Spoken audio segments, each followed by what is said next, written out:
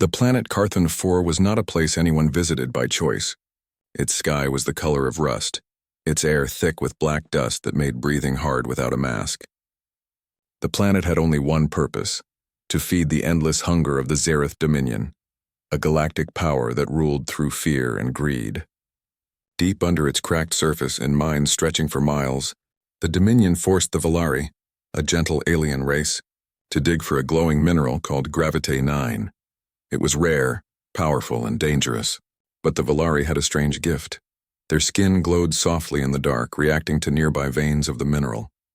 That made them perfect workers for the mines, and easy victims for cruel overseers.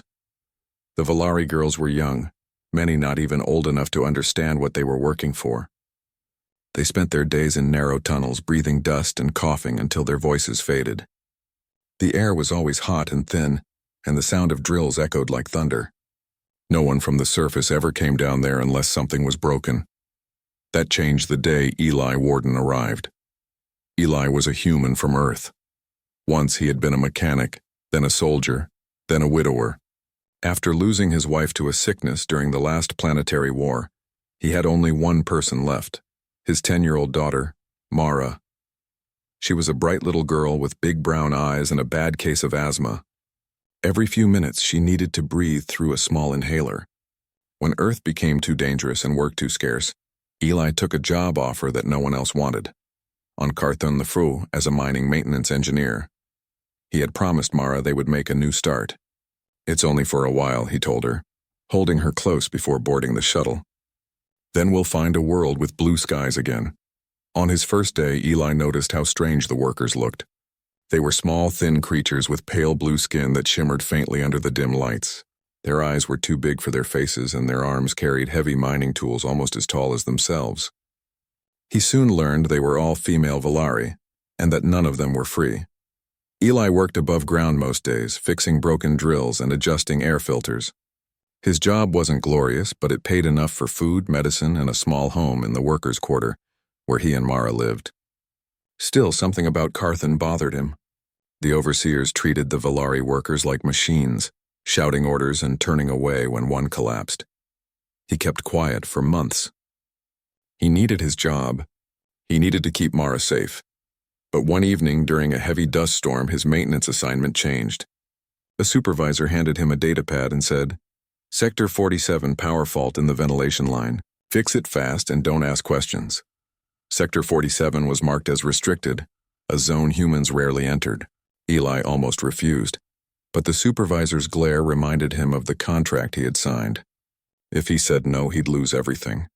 So he packed his tools, sealed his breathing mask, and rode the old elevator deep underground. The ride was long and silent, the air thick with dust. When the doors finally opened, darkness greeted him. Only the faint blue glow of Gravite 9 crystals lit the tunnels. And then from that dim light he saw them. Dozens of Volari girls worked in silence, their faces tired, their hands blistered. Chains hung loosely around their ankles to keep them from wandering too far. Every swing of their mining tools echoed through the tunnels like a heartbeat of suffering. Eli froze, unable to speak. He had heard rumors, but this was worse. One girl noticed him. Her glow was weaker than the others, her body trembling as she leaned on her pick. She looked no older than 16 in human years. "Are you here to fix the lights?" she asked softly, "or turn them off?" Eli didn't know how to answer. Her voice carried both fear and exhaustion, but also something else. Hope, perhaps? He knelt beside her, checked the nearby vent, and noticed it was blocked with black dust. The air here was unbreathable. "I'm here to fix the air," he said gently. "You can rest a minute." The girl shook her head. "If we stop, they'll come." "Who?" he asked. "The Watchers," she whispered. "They don't like when we breathe too long." Eli felt anger rise in his chest, the kind he hadn't felt since the war. He wanted to shout, to demand answers, but he knew that would only bring more guards. So instead he fixed the vent quietly. When clean air started flowing again, the girl gasped and smiled faintly. For the first time, her glow brightened. Before leaving, Eli slipped a protein bar from his pocket and placed it beside her. "Eat this when no one's looking," he said. From that day on, Eli couldn't sleep right. Every time he closed his eyes, he saw those pale faces, those glowing eyes staring at him through the darkness. He started taking extra shifts, volunteering for underground repairs. Each time he went, he carried small things, water, food, filters. He patched broken vents, redirected oxygen from unused tunnels, and taught the girls how to reset old safety systems. Word spread among the Valari miners. They began calling him the Light Bringer, not because he brought lamps, but because he brought air, warmth, and kindness. One night, when he returned home covered in dust, Mara noticed how tired he looked. "Dad," she said softly, "are you fixing broken things again?" He smiled weakly. "Yeah, pumpkin. Broken things." She didn't understand, but she hugged him anyway, and for Eli that was enough. Weeks passed, and the small acts of kindness grew into something bigger. The Valari started organizing secretly. They learned to rest in shifts, to share air, to hide from overseers using Eli's reprogrammed mining drones. He changed the code of the machines so they worked twice as fast, giving the girls moments to breathe. But good deeds never stay secret forever. One morning, a message arrived on Eli's datapad. "Report to Central Command, mandatory." At the outpost office, a Dominion officer with cold, metallic eyes studied him. "You've been making unauthorized adjustments," the officer said. "Unauthorized contact with the Valari workers. Do you deny it?" Eli tried to stay calm. "I'm just fixing what's broken. That's my job." The officer leaned closer. "Your job is to follow orders. You're being reassigned to orbital sanitation. Effective tomorrow." Eli knew what that meant. No return to the surface. No chance to see the miners again. And worse, Mara would be left alone. That night he packed a small bag, but not for the shuttle. Instead, he headed toward the mine. The guards didn't stop him. They thought he was finishing repairs. When he reached Sector 47, the Valari were already waiting, eyes glowing faintly in the dark. Lyra, the girl from before, stepped forward. "They're taking you away," she said quietly. "We heard them talking," Eli nodded. "Then we have one night left to fix everything we can." He opened a toolbox and began teaching them how to use the machines, how to start air pumps, how to control the drones, how to reroute power. The Valari listened carefully, their glowing faces reflecting in the dull metal walls. "You have to take care of each other," he told them. "No one's coming to save you." "But you can save yourselves," Lyra hesitated. "Why are you doing this for us? You're human." Eli looked around at their tired faces. "Because my daughter breathes the same air you do. And because no child deserves to live in the dark." The words spread through the tunnels, echoing softly like a promise.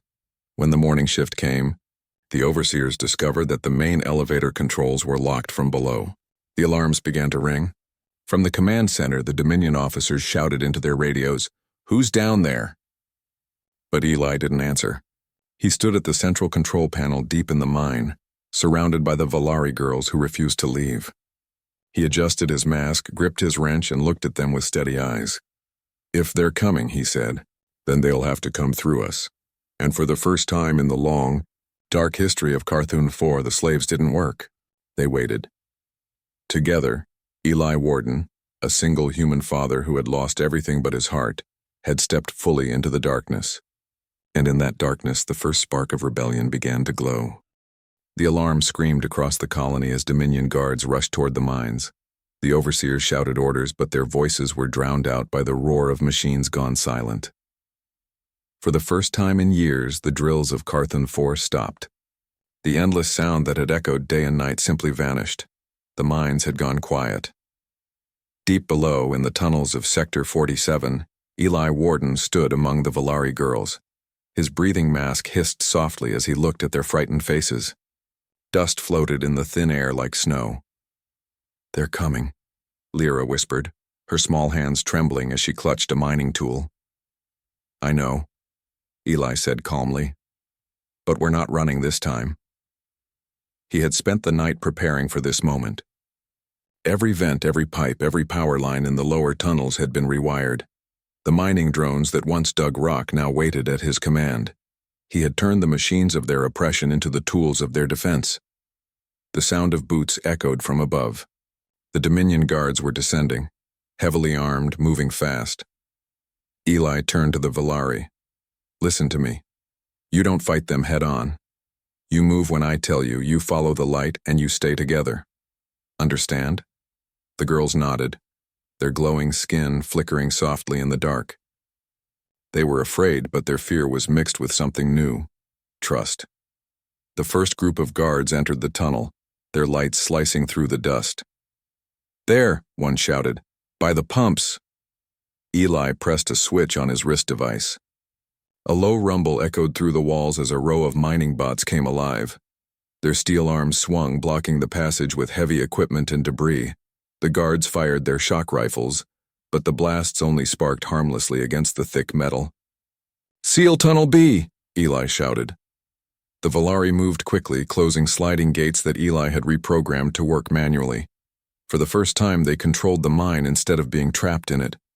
Hours passed in the chaos of metal and echoes. The Dominion soldiers tried to force their way in, but every step was met with traps: falling rocks, vented steam, collapsing walls. Eli had turned the mine into a maze, but the air was running low. The main ventilator on level 3 had been damaged in the fight. Eli knew they had maybe 6 hours of breathable air left. He found Lyra sitting near the control console, coughing weakly. Her skin's glow was fading. "Don't worry," he said, kneeling beside her. "We'll fix it." She shook her head. "They'll come again. We can't keep hiding." Eli looked at her, tired but determined. "Then we make them stop coming." He stood and examined the power lines that ran through the tunnel walls.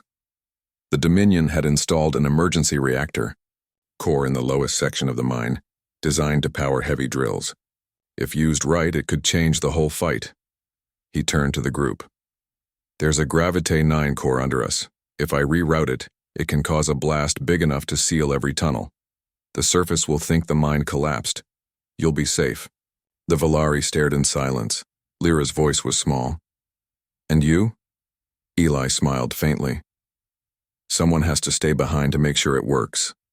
They protested at once. "No. You can't." He raised a hand to stop them. "I'm human. I can take more radiation than you. And I've already lived long enough. You still have your lives to live." Lyra's eyes filled with tears that shimmered faintly in the blue light. "You don't even know us," she said. "Yes, I do," Eli answered quietly. "You're children who were never allowed to be children.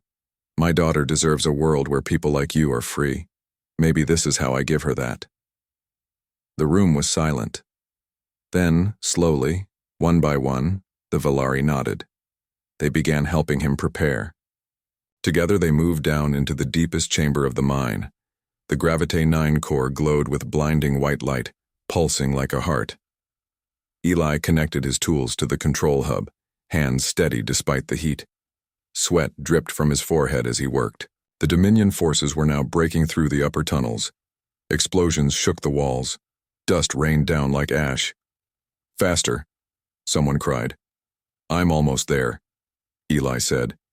He pulled the last cable, rerouting the core's energy flow. The machine hummed loudly. A countdown blinked on the small display. 90 seconds. He turned to Lyra. "Take them through the vent shaft. It's narrow, but it leads to the old maintenance bay. You'll find food, water, and shelter there." "What about you?" she asked again, her voice shaking. Eli smiled. "Someone has to make sure this thing doesn't blow the wrong way." "Go. That's an order." Lyra wanted to argue, but she knew it was useless. She stepped forward and hugged him tightly. Her glowing hands left faint blue marks on his jacket. "You're the only human who ever saw us," she whispered. He placed a hand on her shoulder. "No, I'm just the first. There'll be others." Then he pushed her gently toward the vent shaft. The Volari girls climbed one by one, disappearing into the narrow opening as the rumble of approaching soldiers grew louder. When the last one was gone, Eli looked at the timer. 30 seconds. He sat down beside the control console, his hands trembling slightly, and took out a small photograph from his pocket. It was of him, Mara, and his late wife standing under a bright earth sky. He whispered softly, "Mara, if you ever see the stars again, remember, your dad kept his promise. He brought light to the dark." The soldiers burst into the chamber just as the timer hit 3. Eli pressed the final key. A blinding white light filled the mine. The explosion wasn't violent. It was beautiful. A silent wave of energy expanded through the tunnels, sealing them perfectly. The Gravite 9's unique property turned the implosion inward, fusing rock and metal into an unbreakable barrier. On the surface, the Dominion scanners registered a collapse. They assumed the mine was destroyed, the workers lost. The overseers filed their reports, and within days, Carthon 4 was marked as inactive. No one returned, but deep below, in a hidden network of tunnels Eli had sealed safely, the Valari survived.